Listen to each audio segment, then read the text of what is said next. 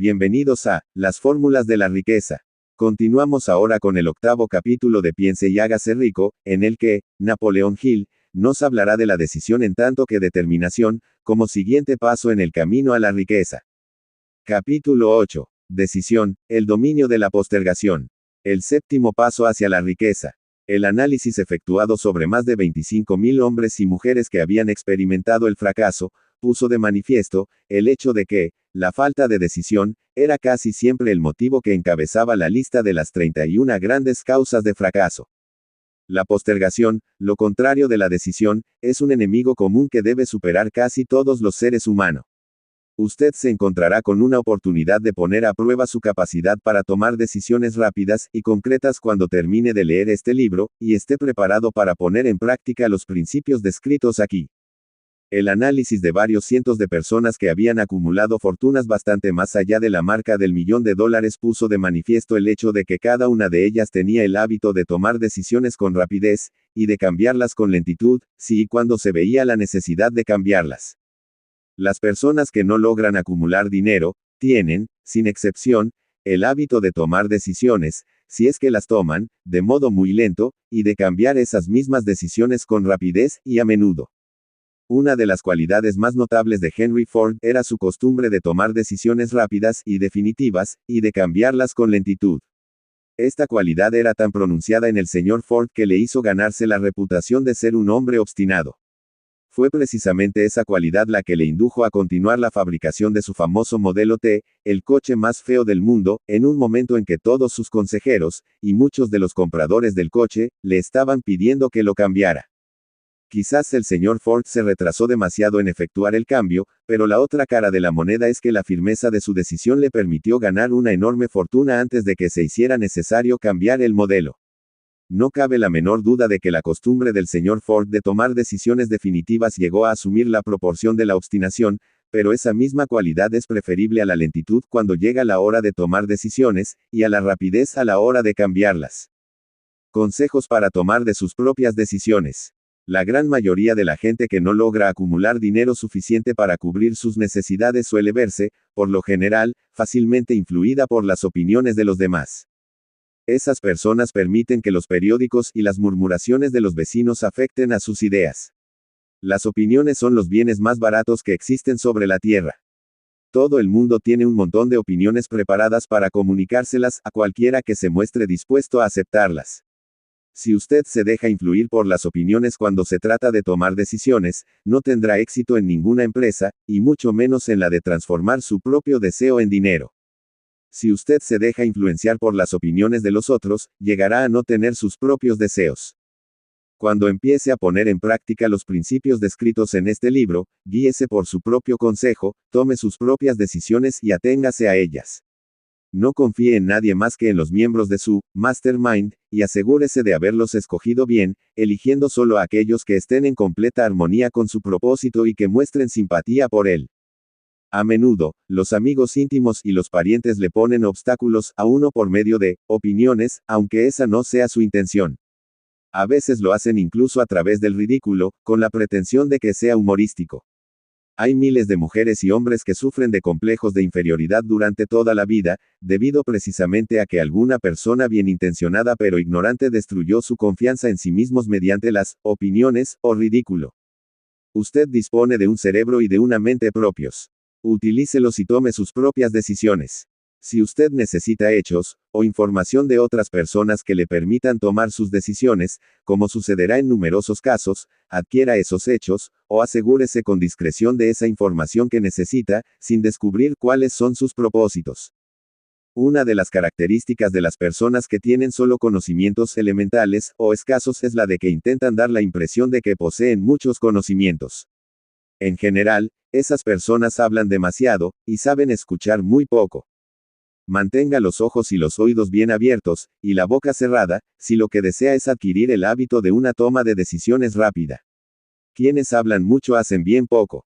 Si usted habla mucho más de lo que escucha, no solo se privará a sí mismo de muchas oportunidades de acumular conocimientos útiles, sino que también habrá puesto sus planes y propósitos al descubierto ante personas a las que les encantará desilusionarle porque, en el fondo, lo envidian. Recuerde también que, Cada vez que abra la boca en presencia de una persona que posea una gran abundancia de conocimientos, estará desplegando ante ella su reserva exacta de conocimientos propios, o su falta de la misma. La verdadera sabiduría usualmente se hace conspicua a través de la modestia y el silencio. Tenga en cuenta el hecho de que cada persona con la que usted se asocia estará buscando, como usted mismo, la oportunidad de acumular dinero. Si habla con demasiada libertad acerca de sus planes, quizás se sienta sorprendido al enterarse de que alguna otra persona se le ha adelantado para alcanzar el objetivo que usted se había propuesto alcanzar, poniendo en práctica los mismos planes acerca de los cuales usted habló con tanta imprudencia. Que una de sus primeras decisiones sea la de mantener cerrada la boca, y abiertos los ojos y los oídos. Como una forma de recordarle este consejo, sería útil que copiara el siguiente epigrama en letras mayúsculas, y lo colocara allí donde pueda verlo cada día. Dígale al mundo lo que intenta hacer, pero llévelo a cabo antes de decirlo. Eso es algo así como decir, lo que cuenta son los hechos, y no las palabras. Libertad o muerte en una decisión. El valor de toda decisión depende del valor que se necesite para ejecutarla. Las grandes decisiones, aquellas que constituyeron los fundamentos de la civilización, fueron tomadas asumiendo grandes riesgos, lo que a menudo significó la posibilidad de encontrar la muerte. La decisión de Lincoln de promulgar su famosa Declaración de la Emancipación, mediante la que se otorgaba la libertad a las personas de color en Estados Unidos, la tomó a sabiendas de que ese acto pondría en su contra a miles de amigos y partidarios políticos.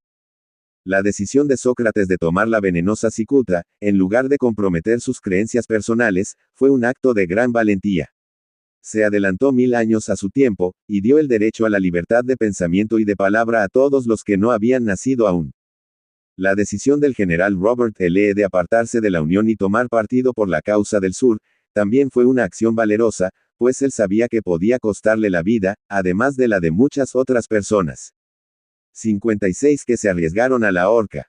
Pero la mayor decisión de todos los tiempos, en lo que se refiere a los ciudadanos de lo que más tarde sería Estados Unidos, se tomó el 4 de julio de 1776, en Filadelfia, cuando 56 hombres estamparon sus firmas en un documento que, como muy bien sabían, aportaría la libertad a todos los norteamericanos, o bien dejaría a cada uno de los 56 colgado de una cuerda por el cuello.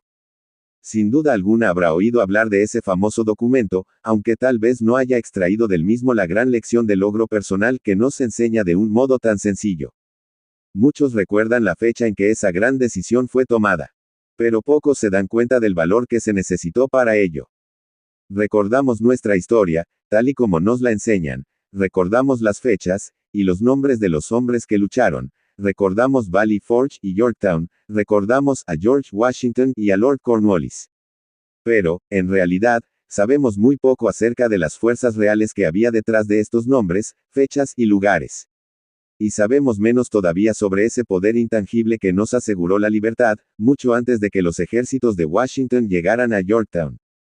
Representa casi una tragedia que los historiadores hayan pasado por alto el hacer la más mínima referencia al poder irresistible que dio nacimiento y libertad a la nación destinada a establecer nuevos niveles de independencia para todos los pueblos de la tierra. Y digo que eso es casi una tragedia porque precisamente se trata del mismo poder que todo individuo debe utilizar para superar las dificultades que se le presenten en la vida, y obligar a ésta a pagar el precio que se le pide. Revisemos, aunque solo sea de forma muy breve, acontecimientos que dieron lugar a ese poder. La historia comienza con un incidente ocurrido en Boston el 5 de marzo de 1770. Los soldados británicos patrullaban las calles, amenazando a los ciudadanos con su sola presencia. A los colonos no les gustaba ver hombres armados andando por sus ciudades. Empezaron a expresar abiertamente su resentimiento por este hecho, arrojando piedras y profiriendo insultos contra los soldados que patrullaban, hasta que el oficial al mando dio la orden. Preparen las bayonetas. Ataquen. La batalla que comenzó en ese momento tuvo como resultado la muerte de muchos, mientras que otros quedaron heridos. El incidente provocó tal resentimiento que la Asamblea Provincial, compuesta por colonos importantes, convocó una reunión con el propósito de emprender alguna acción concreta. Dos de los miembros de esa asamblea fueron John Hancock y Samuel Adams. Tomaron la palabra y hablaron con valentía, declarando que debían organizar un movimiento para expulsar de Boston a todos los soldados británicos. Debemos recordar que eso fue una decisión surgida en la mente de dos hombres, lo que podemos considerar como el principio de la libertad que todos disfrutamos ahora en Estados Unidos. Tampoco podemos olvidar que la decisión de esos dos hombres exigía fe y coraje, porque era una decisión que entrañaba peligros. Antes de que la asamblea terminara, Samuel Adams fue elegido para visitar al gobernador de la provincia, Hutchinson, con objeto de exigirle la retirada de las tropas británicas. La petición fue aceptada, y los soldados se retiraron de Boston, pero el incidente no quedó terminado por ello. Había provocado una situación cuyo desenlace estaría destinado a cambiar el rumbo de toda una civilización. Organización de un grupo de Mastermind, Richard Henry Lee adquirió un papel importante en esa historia. Él y Samuel Adams se comunicaban entre sí con frecuencia, por correspondencia, compartiendo temores y esperanzas acerca del bienestar del pueblo en sus provincias respectivas. A raíz de esta práctica, Adams concibió la idea de que un intercambio mutuo de cartas entre las 13 colonias podría ayudar a producir la coordinación de esfuerzos que tanto necesitaban en relación con la solución de sus problemas. 2 años después del enfrentamiento con los soldados británicos en Boston, en marzo de 1772, Adams presentó esta idea ante la Asamblea, en forma de una moción para que se estableciera un comité de correspondencia entre las colonias, que contara con corresponsales nombrados en cada una de las colonias, con el propósito de una cooperación amistosa para la mejora de las colonias de la América Británica. Eso constituyó el principio de la organización de un poder mucho más amplio destinado a conseguir la libertad para todos los colonos y sus descendientes. De ese modo se organizó el grupo de Mastermind. Estaba compuesto por Adams, Lee y Hancock. El comité de correspondencia fue organizado. Los ciudadanos de las colonias habían estado desarrollando una desorganizada oposición física contra los soldados británicos, a través de incidentes similares a los tumultos de Boston, pero de todo ello no se había derivado ventaja alguna. Sus agravios individuales no habían sido consolidados bajo un mastermind. Ningún grupo de individuos tenía puestos sus corazones, mentes, almas y cuerpos juntos en una decisión concreta para solucionar de una vez por todas su dificultad con los británicos, hasta que Adams, Hancock y Lee se pusieron a trabajar juntos. Mientras tanto, los británicos tampoco permanecieron de brazos cruzados. También ellos se dedicaron a efectuar alguna planificación y a formar sus propios grupos de mastermind, con la ventaja de contar con el apoyo del dinero y de un ejército organizado. Una decisión que cambió la historia. La corona nombró a Gage para sustituir a Hutchinson como gobernador de Massachusetts. Uno de los primeros actos del nuevo gobernador consistió en llamar a Samuel Adams por mediación de un mensajero, con el propósito de intentar detener su oposición, infundiéndole temor. Comprenderemos mucho mejor el espíritu de lo que sucedió si citamos la conversación mantenida entre el coronel Fenton, el mensajero enviado por Gage, y el propio Adams.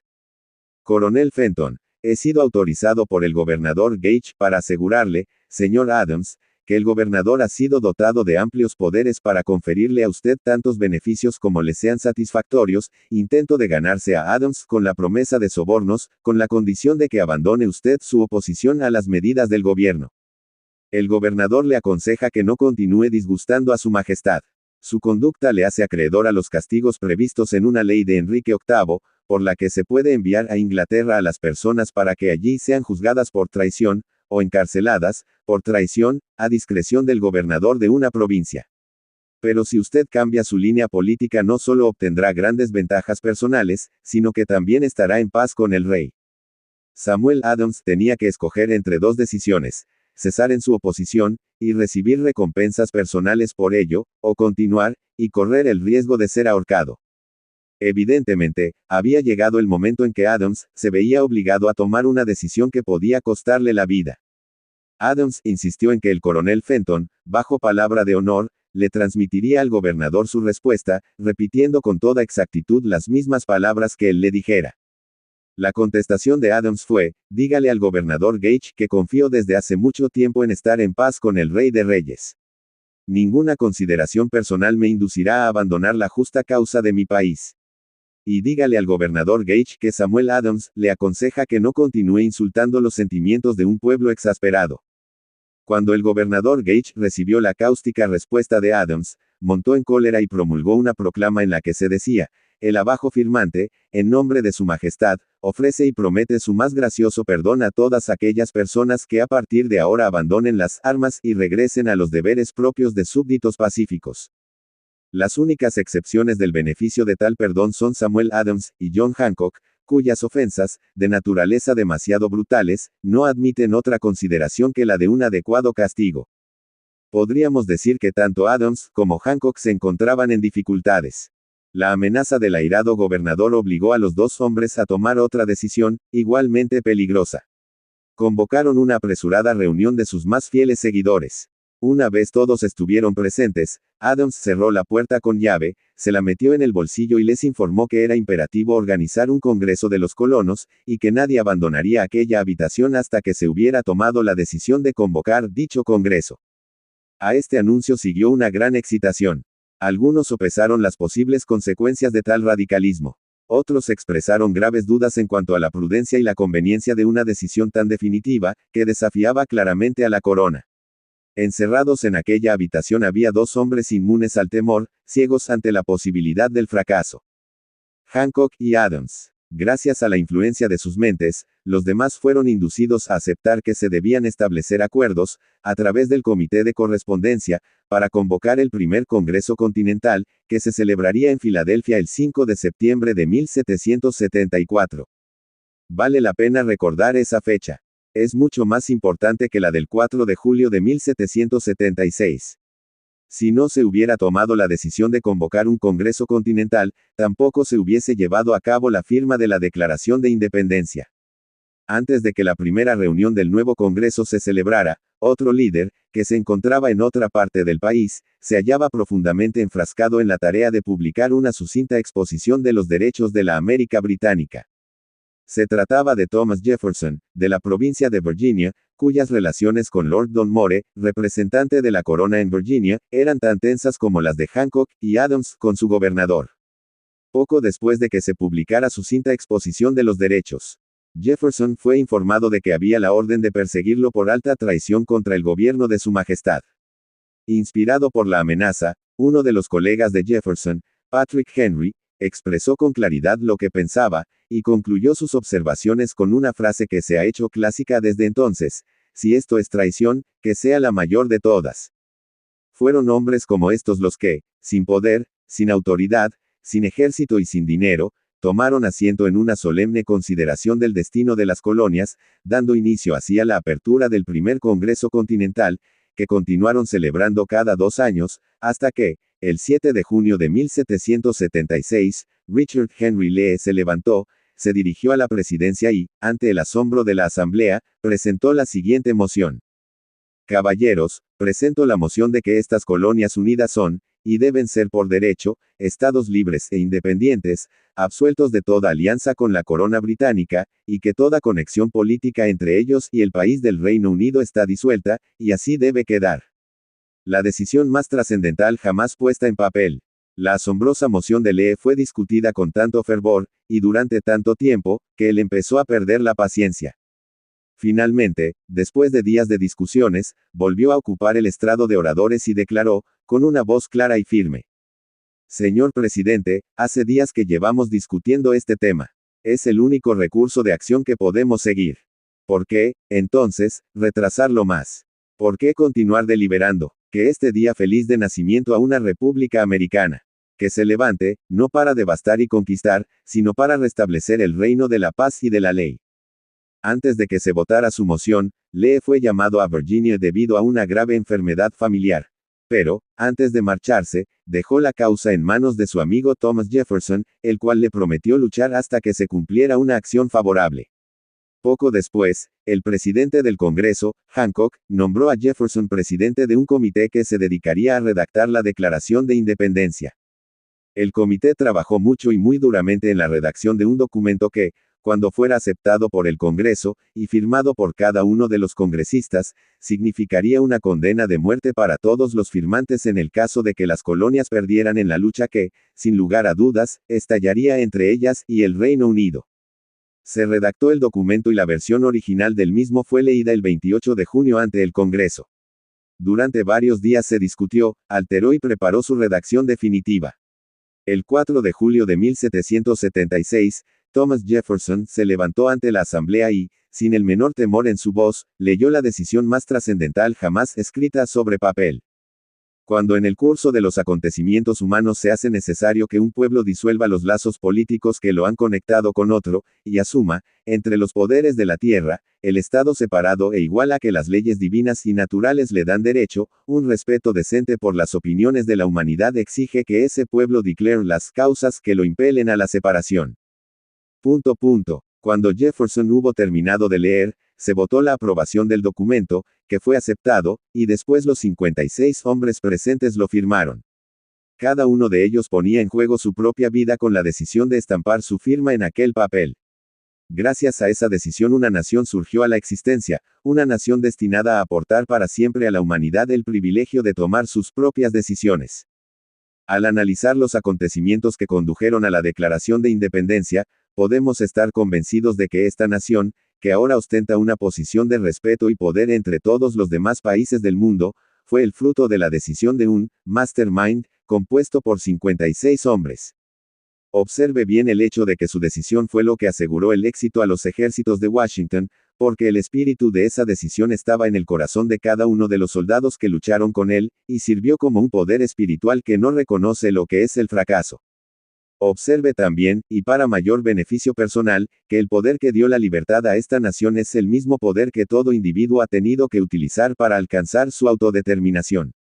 Este poder está hecho a partir de los principios descritos en este libro. No resulta difícil detectar, en la historia de la Declaración de Independencia, al menos 6 de estos principios: deseo, decisión, fe, perseverancia, mastermind, y planificación organizada.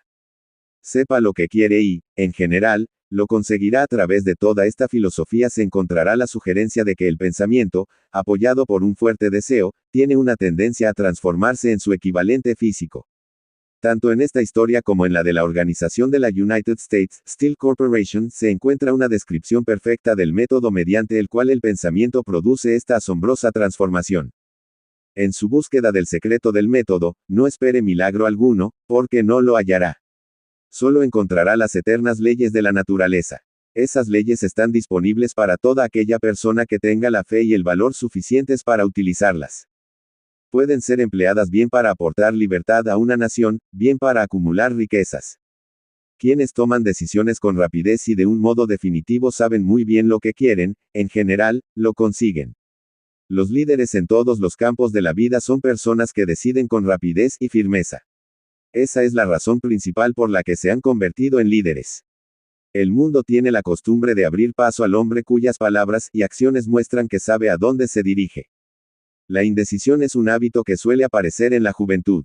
El hábito adquiere permanencia a medida que el joven pasa por la escuela, la secundaria, e incluso la universidad sin un propósito definido. El hábito de la indecisión acompaña al estudiante cuando inicia el trabajo que elige hacer. Si es que lo elige. En general, el joven que acaba de terminar sus estudios busca cualquier trabajo. Acepta el primero que se le ofrece, porque ha caído en el hábito de la indecisión. 98 de cada 100 personas que trabajan en la actualidad a cambio de un salario ocupan los puestos en los que están porque les faltó la firmeza de decisión necesaria para planificar el alcanzar un puesto determinado, así como el conocimiento acerca de cómo elegir al patrono. La firmeza de decisión exige siempre valor, y, a veces, incluso mucho valor. Los 56 hombres que firmaron la Declaración de Independencia pusieron sus vidas en juego cuando decidieron estampar sus firmas en aquel documento. La persona que toma la firme decisión de conseguir un puesto de trabajo determinado, y de que la vida le pague el precio que pide, no pone en juego su vida con esa decisión. Lo único que se juega es su libertad económica. La independencia financiera, la riqueza, un negocio deseable o un buen puesto profesional no se encuentran al alcance de la persona que descuida o rechaza la expectativa, la planificación y la exigencia de esas mismas cosas. El que desea obtener riquezas, con el mismo espíritu con el que Samuel Adams deseó obtener la libertad para las colonias, seguro que terminará por acumular una gran fortuna.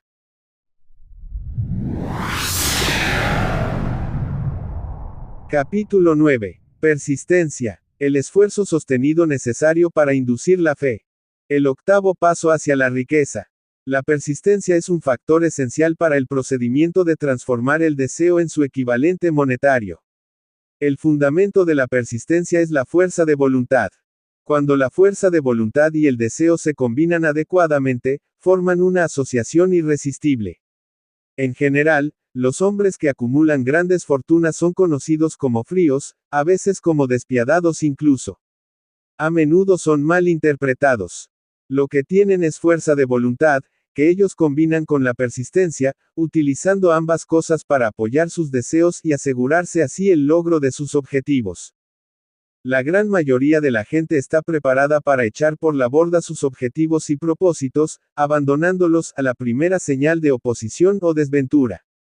Unos pocos continúan, a pesar de todas las oposiciones, hasta que los alcanzan. Es posible que no exista ninguna connotación heroica en el concepto de persistencia, pero esa cualidad es para el carácter de un hombre lo que el carbón para el acero. En general, la formación de una gran fortuna implica la puesta en práctica de los 13 factores de esta filosofía. Todos aquellos que acumulan dinero tienen que comprender estos principios, han de aplicarlos con persistencia. Su test de persistencia. Si usted está siguiendo lo que se dice en este libro con la intención de aplicar los conocimientos que comunica, su primera prueba en cuanto a su nivel de persistencia se la encontrará cuando empiece a seguir los 6 pasos descritos en el segundo capítulo. A menos que usted sea una de las 2 personas de cada 100 que ya poseen un objetivo marcado que se esfuerza por alcanzar, así como un plan definido para conseguirlo, puede leer las instrucciones y continuar después con su rutina diaria, sin llegar a cumplir nunca esas instrucciones. La falta de persistencia es una de las grandes causas del fracaso. Es más, la experiencia con miles de personas ha demostrado que la falta de persistencia es una debilidad común a la mayoría de las personas. Se trata de una debilidad que puede superarse mediante el esfuerzo. La facilidad con la que se venza la falta de persistencia dependerá por completo de la intensidad del deseo de cada cual. El punto de partida de todo logro es el deseo. Téngalo en cuenta constantemente. Unos deseos débiles llevan unos resultados débiles consigo, del mismo modo que un fuego pequeño produce muy poco calor. Si le parece que le falta persistencia, remédielo construyendo en su interior un fuego mucho más fuerte que avive sus deseos. Continúe leyendo hasta el final, y luego vuelva al capítulo 2, y empiece de inmediato a llevar a cabo las instrucciones que allí se dan en relación con los 6 pasos. La avidez con la que siga esas instrucciones indicarán con claridad lo mucho, o lo poco, que desea acumular dinero. Si descubre que se siente indiferente, le aseguro que no ha adquirido todavía la conciencia del dinero que debe poseer, antes de poder estar seguro de acumular una fortuna. Las fortunas gravitan hacia los hombres cuyas mentes han sido preparadas para atraerlas con la misma seguridad con que el agua gravita hacia el océano. Si llega a la conclusión de que su persistencia es débil, centre su atención en las instrucciones contenidas en el capítulo sobre el poder. Ródese de un mastermind, y podrá desarrollar la perseverancia a través de los esfuerzos cooperativos de los miembros de ese grupo de personas. Encontrará más instrucciones para el aumento de la persistencia en los capítulos sobre la autosugestión y la mente subconsciente. Siga las instrucciones perfiladas en esos capítulos hasta que la naturaleza del hábito transmita a su mente subconsciente una imagen clara del objeto de su deseo. A partir de ese punto, ya no se verá obstaculizado por la falta de persistencia. Su mente subconsciente actúa continuamente, tanto si usted está despierto como si duerme. ¿Tiende usted conciencia del dinero, o conciencia de la pobreza? No le serán de ningún valor los esfuerzos espasmódicos u ocasionales para aplicar las reglas. Si desea obtener resultados, tiene que aplicar todas las reglas hasta que esa aplicación se haya convertido en un hábito fijo.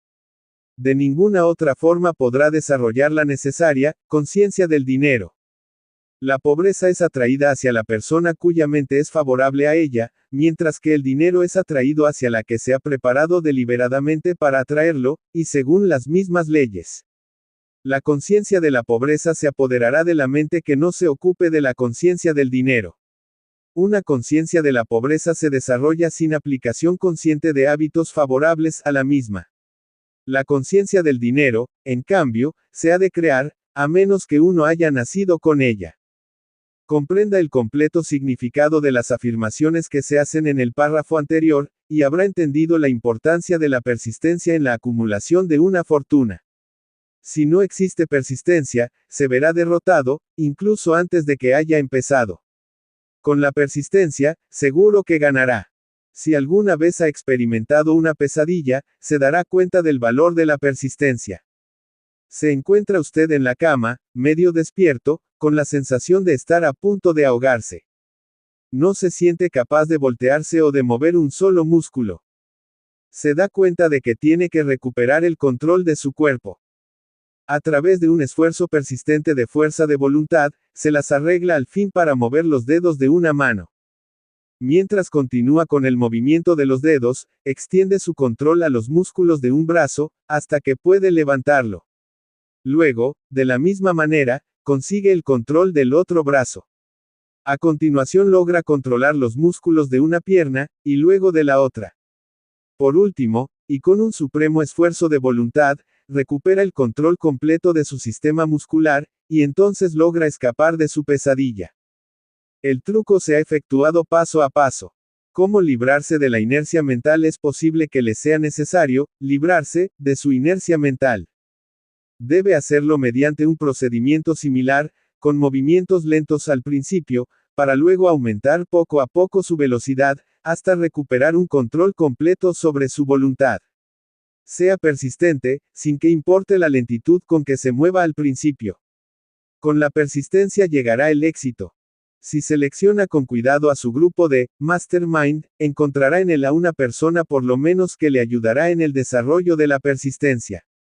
Algunos hombres que han acumulado grandes fortunas lo hicieron impulsados por la necesidad.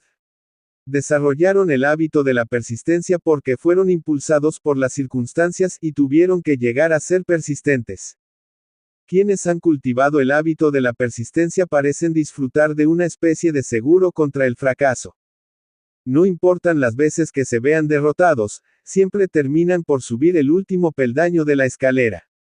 A veces parece como si existiera un guía oculto cuya tarea consistiera en poner a prueba a los hombres por medio de toda clase de experiencias descorazonadoras. Aquellos que, después de la derrota, se levantan y siguen intentando llegar, terminan por lograrlo. Entonces, el mundo entero grita, ¡bravo! Sabía que lo conseguirías. El guía oculto no permite que nadie disfrute de grandes logros sin pasar por la prueba de la persistencia. Quienes no la superan tampoco llegan a donde quieren llegar. Aquellos que la superan se ven recompensados por su persistencia. Como compensación a ella, reciben la consecución del objetivo que han estado persiguiendo. Pero eso no es todo. También reciben algo mucho más importante que la compensación material, el conocimiento de que, cada fracaso lleva consigo la semilla de una ventaja equivalente. Elévese por encima de sus fracasos, hay excepciones a esta regla. Unas pocas personas conocen por experiencia lo sana que es la persistencia. Son las personas que han aceptado la derrota solo como algo temporal. Son las personas cuyos deseos se aplican de un modo tan persistente, que la derrota acaba por transformarse en victoria. Los que estamos observando lo que ocurre en la vida, vemos a un número abrumadoramente grande de personas desmoronadas por la derrota, que ya no vuelven a levantarse nunca. Vemos a los pocos que aceptan el castigo de la derrota como una urgencia de hacer un esfuerzo aún mayor. Estos últimos, por fortuna, nunca aprenden a aceptar los reveses de la vida. Pero lo que no vemos, lo que la mayoría de nosotros ni siquiera sospecha que exista, es el poder, silencioso pero irresistible, que acude al rescate de aquellos que siguen luchando frente al desánimo. Si hablamos de ese poder, lo denominamos persistencia, y lo dejamos tal cual. Pero hay algo que todos debemos saber: si no se posee persistencia, no se alcanza éxito notable alguno en ningún campo de actividad. En el momento de escribir estas líneas, levanto la cabeza de mi trabajo y veo ante mí, a menos de una manzana de distancia, el grande y misterioso Broadway, el cementerio de las esperanzas muertas, y la puerta delantera de la oportunidad. A Broadway han acudido personas procedentes de todo el mundo en busca de fama, fortuna, poder, amor, o todo aquello que los seres humanos consideran éxito. De vez en cuando, mientras alguien abandona la larga procesión de buscadores, el inundo recibe la noticia de que otra persona ha logrado triunfar en Broadway. Pero Broadway no se conquista ni con facilidad ni con rapidez. Reconoce el talento, sabe distinguir el genio y recompensa en dinero después de que uno se haya negado a abandonar. Solo entonces sabemos que esa persona ha descubierto el secreto de cómo conquistar Broadway. Y ese secreto estará siempre indisolublemente unido a una palabra: persistencia. El secreto se narra en la lucha de Fannie Hurst, cuya persistencia le permitió conquistar el Gran Camino Blanco. Ella llegó a Nueva York en 1915 para transformar sus escritos en riqueza. Aunque esa transformación no se produjo de inmediato, llegó. Durante 4 años, la señorita Hurst conoció las aceras de Nueva York a través de una experiencia de primera mano. De día trabajaba y de noche confiaba. Cuando el futuro parecía negro, ella no se decía: muy bien, Broadway, tú ganas. Por el contrario, pensaba: muy bien, Broadway, es posible que derrotes a algunos, pero no a mí. Yo te obligaré a que te entregues. Un editor, el del Saturday Evening Post, le envió su 36ª nota de rechazo antes de que ella lograra romper el hielo y consiguiera que le publicaran una historia. El escritor mediocre, al igual que todas las personas mediocres, hubiese abandonado la tarea en cuanto hubiera recibido el primer rechazo. Ella recorrió las calles durante 4 años, porque estaba decidida a ganar. Luego llegó la recompensa. El hechizo se había roto. El guía invisible había puesto a prueba a Fannie Hurst, y ella la había superado. A partir de ese momento, los editores recorrieron el camino hasta su puerta. El dinero llegó con tanta rapidez que ella apenas si tenía tiempo para contarlo. Más tarde, la industria cinematográfica la descubrió, y el dinero no llegó en un goteo, sino en oleadas. Brevemente, acaba de leer una descripción de lo que la persistencia es capaz de conseguir. Fannie Hurst no es ninguna excepción. Allí donde los hombres y las mujeres acumulan grandes riquezas, puede estar seguro de que antes han adquirido persistencia. Broadway es capaz de dar una taza de café y un bocadillo a cualquier mendigo, pero exige persistencia de aquellos que apuestan por lo alto. Kate Smith dirá: amén, cuando lea esto. Durante años, ella cantó, sin dinero y sin recompensa, frente a cualquier micrófono que conseguía. Broadway le dijo: ven y atrápalo, si puedes soportarlo. Ella lo soportó, hasta que un día feliz Broadway se cansó y dijo: ah, ¿de qué sirve?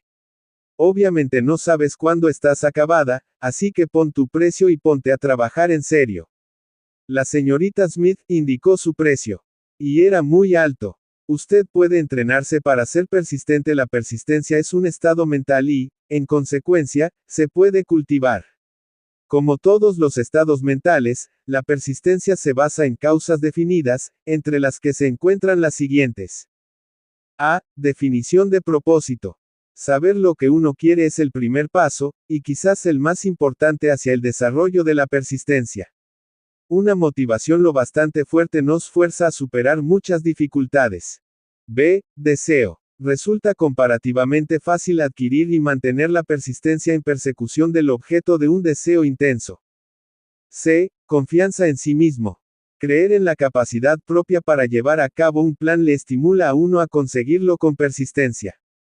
Se puede desarrollar la confianza en sí mismo por medio del principio descrito en el capítulo sobre la autosugestión. D. Definición de planes. Los planes organizados, aun cuando sean débiles y poco prácticos, estimulan la persistencia.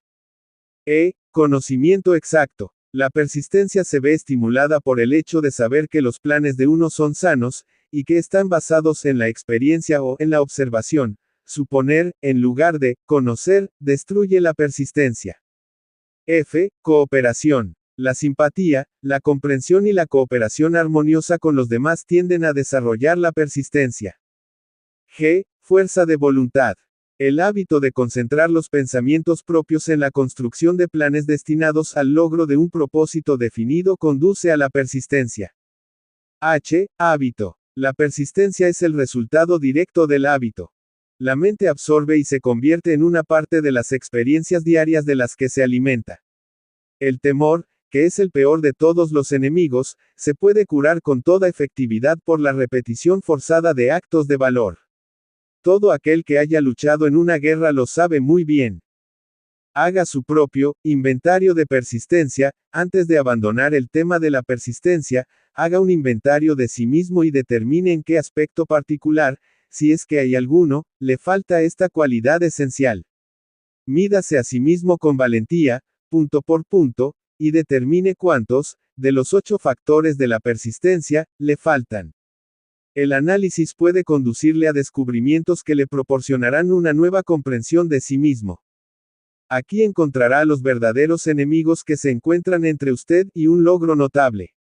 No solo hallará los síntomas que indican una debilidad de la persistencia, sino también las causas subconscientes profundamente arraigadas de esta debilidad. Estudie la lista con sumo cuidado y mírese a sí mismo con honestidad si desea realmente saber quién es usted, y qué se ve capaz de hacer. Estas son las debilidades que deben dominar todos aquellos que acumulan riquezas. 1. Fracaso a la hora de reconocer y determinar con claridad y exactitud qué es lo que se desea. 2. Postergación, con o sin causa. Por lo general, apoyada por toda una serie de justificaciones y excusas. 3. Falta de interés para adquirir conocimientos especializados. 4. Indecisión, el hábito de pasar la pelota, en todas las ocasiones, en lugar de abordar los temas de frente. Apoyada también por numerosas justificaciones. 5. Hábito de apoyarse en justificaciones, en vez de crear planes definidos para la solución de los problemas. 6. Autosatisfacción. Hay muy poco remedio para esta aflicción, y ninguna esperanza para aquellos que la sufren. 7. Indiferencia, habitualmente reflejada en la predisposición al compromiso en todas las ocasiones, antes que afrontar la oposición y luchar contra ella.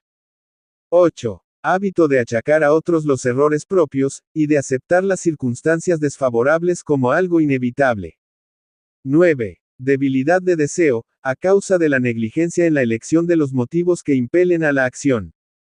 10. Predisposición, e incluso avidez, por abandonar la lucha a la primera señal de derrota. Basada en uno, o en varios, de los 6 temores básicos. 11. Falta de planes organizados, expuestos por escrito de forma que puedan ser analizados. 12. Hábito de descuidar el moverse por ideas, o de aprovechar la oportunidad cuando se presenta. 13. Desear en lugar de querer. 14. Hábito de alcanzar un compromiso con la pobreza, en lugar de aspirar a la riqueza. Ausencia general de ambición de ser, de hacer, de poseer. 15. Buscar todos los atajos hacia la riqueza, tratando de conseguir sin estar dispuesto a dar un equivalente justo, lo que suele verse reflejado en el hábito del juego, y la tendencia a buscar buenas gangas. 16. Temor a la crítica, y fracaso a la hora de crear planes y ponerlos en práctica a consecuencia de lo que otros piensen, hagan o digan.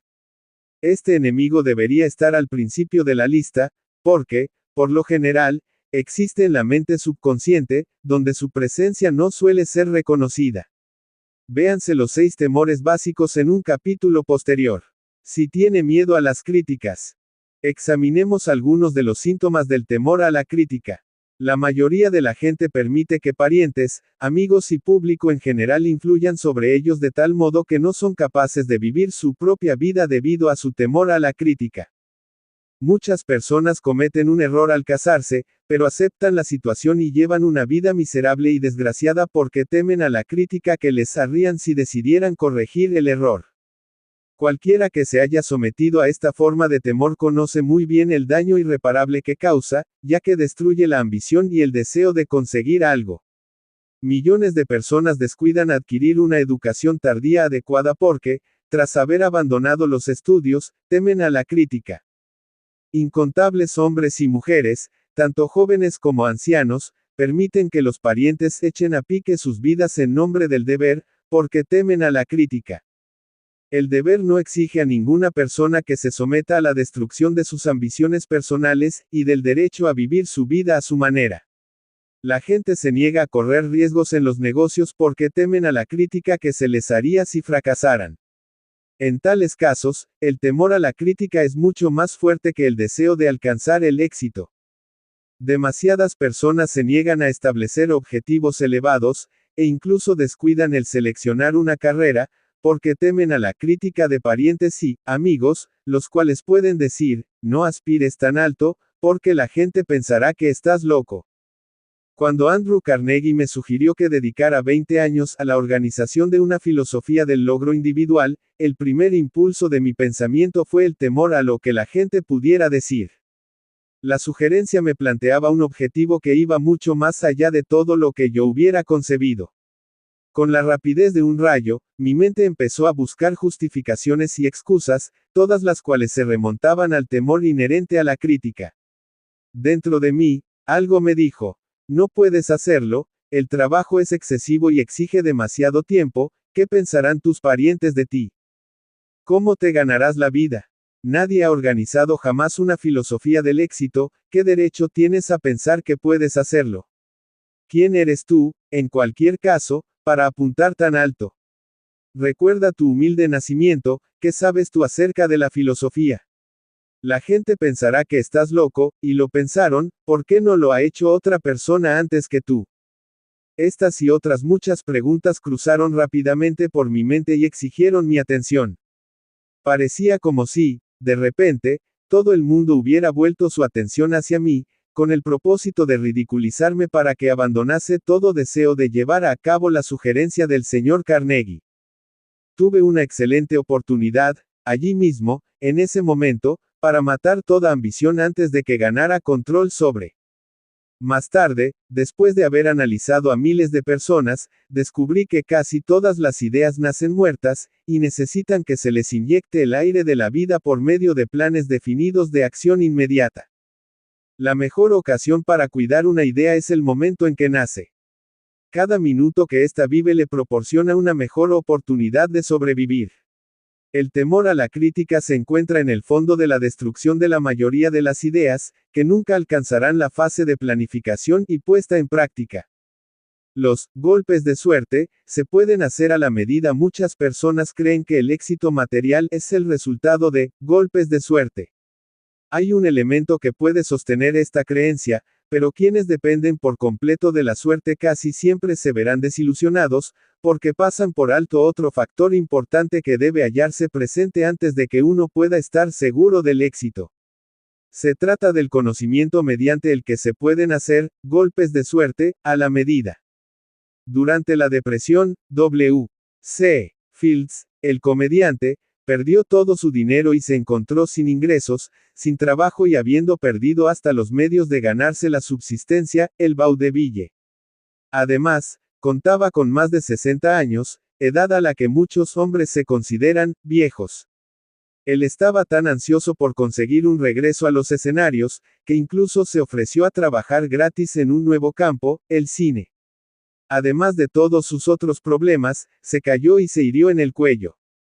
Demasiadas cosas, las suficientes como para abandonar el lugar y dejarlo todo.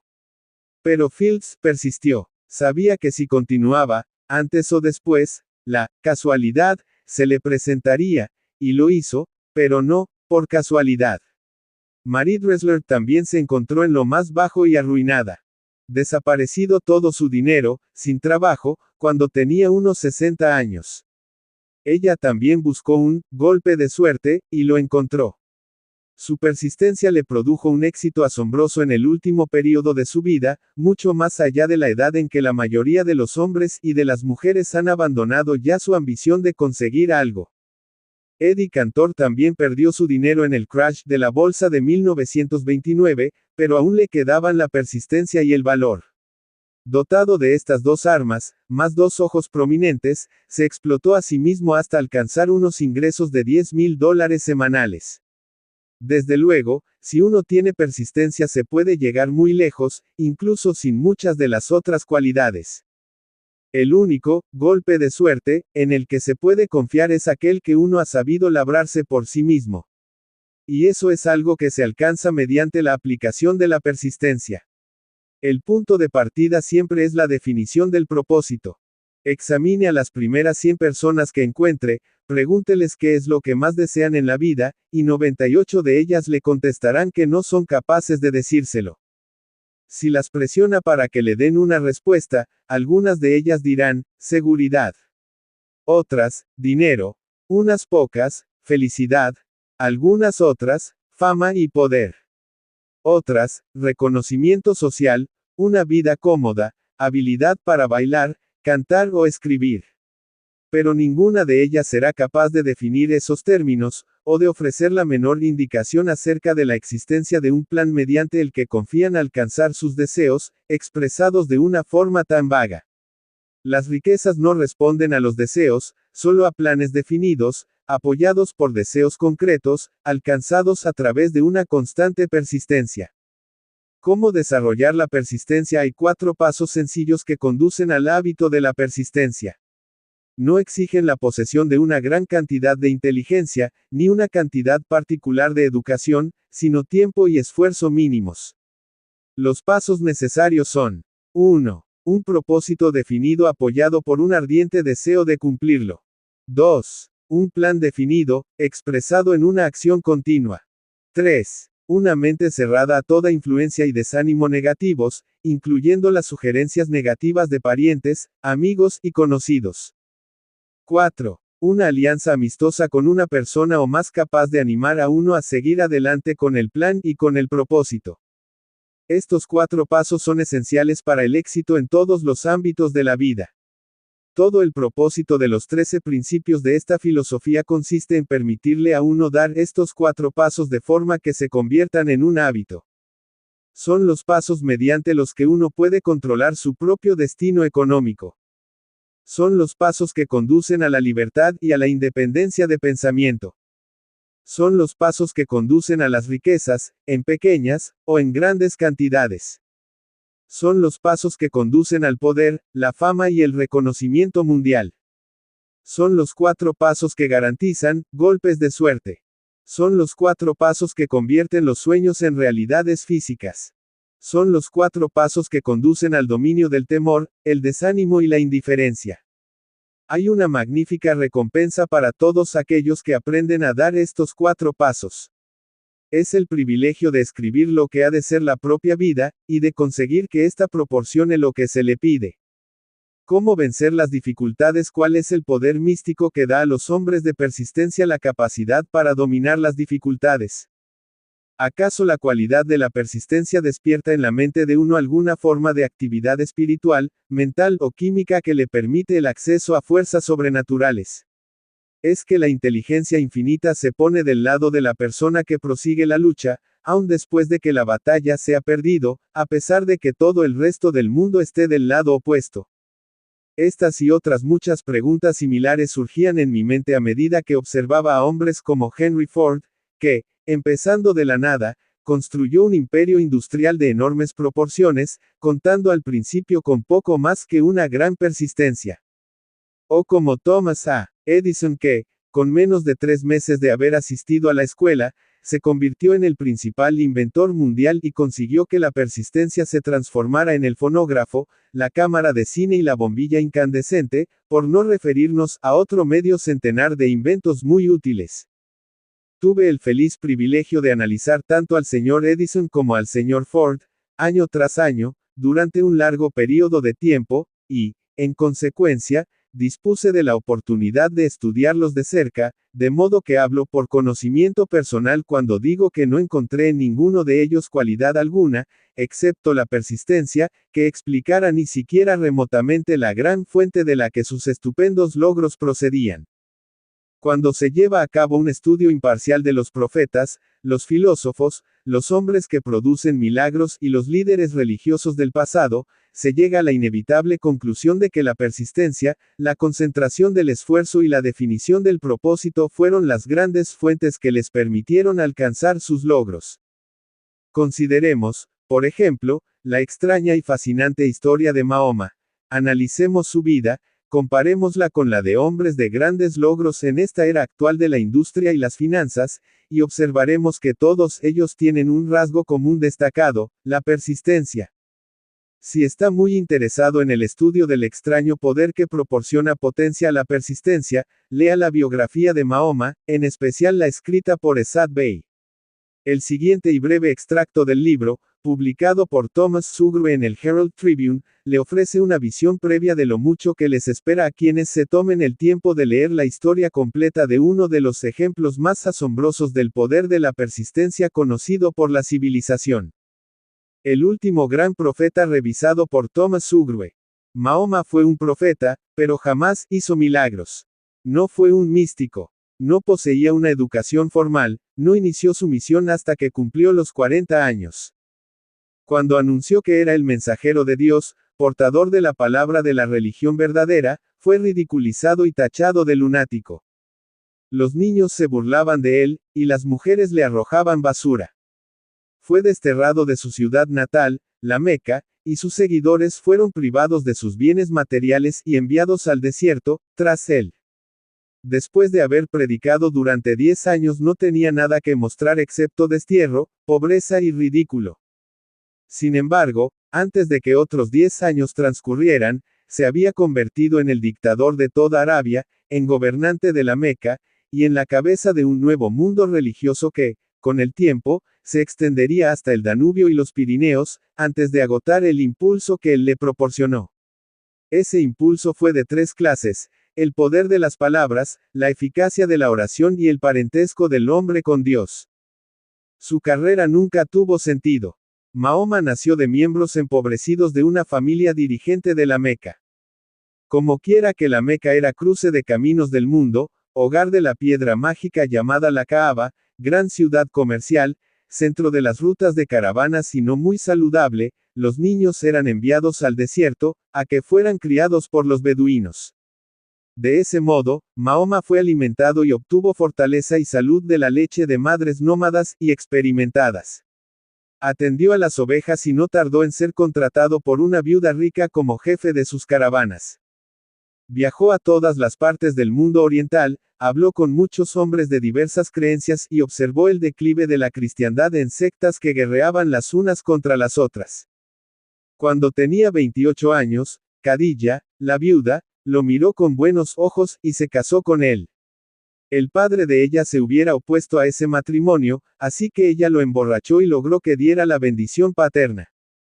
Durante los 12 años siguientes, Mahoma vivió como un rico comerciante, respetado y muy astuto. Luego empezó a deambular por el desierto, y un buen día regresó con el primer verso del Corán, y le dijo a Khadija que el arcángel Gabriel se le había aparecido y le había dicho que él iba a ser el mensajero de Dios. El Corán, la palabra revelada por Dios, fue lo más cercano a un milagro que Mahoma hizo en toda su vida. No había sido poeta. No tenía el don de la palabra. Y, sin embargo, los versos del Corán, tal y como él los recibió y los recitó con toda fidelidad, eran mejores que cualesquiera versos que los poetas profesionales de las tribus pudieran producir. Eso fue un verdadero milagro para los árabes. Para ellos, el don de la palabra era el mayor don, el poeta era todopoderoso. Además, el Corán decía que todos los hombres eran iguales ante Dios, que el mundo debía ser un estado democrático, el Islam. Esta herejía política, más el deseo de Mahoma de destruir los 360 ídolos existentes en la plaza de la Kaaba, fue lo que le ganó el destierro. Los ídolos atraían a las tribus del desierto a la Meca, y eso significaba comercio. Así que los hombres de negocios de la Meca, los capitalistas, de los que él mismo había formado parte, se echaron sobre Mahoma. Entonces se retiró al desierto y demandó la soberanía sobre el mundo entero. El auge del Islam comenzó. Del desierto surgió una llamarada que no se extinguiría, un ejército democrático luchando como una unidad y preparado a morir sin pestañear. Mahoma había invitado a judíos y a cristianos a unírsele, porque él no estaba creando una nueva religión. Estaba llamando a todos aquellos que creían en un solo Dios a unirse en una sola fe. Si los judíos y los cristianos hubieran aceptado su invitación, el Islam hubiese conquistado el mundo entero.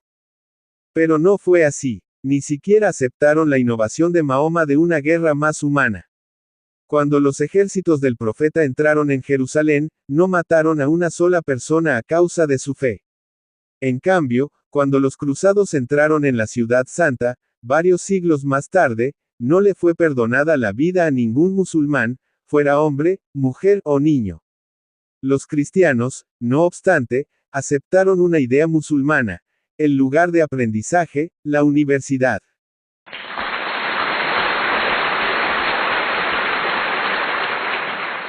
Y así llegamos al final de estos 2 capítulos de Piense y hágase rico. A continuación, en el canal, encontrarás los siguientes 2 capítulos, llamados, Trabajo en equipo, el poder necesario. Y, el misterio de la transmutación sexual. Allí nos encontramos. Y recuerden que, mientras el fracasado tiene sueños, el ser excelente tiene metas. Hasta la próxima.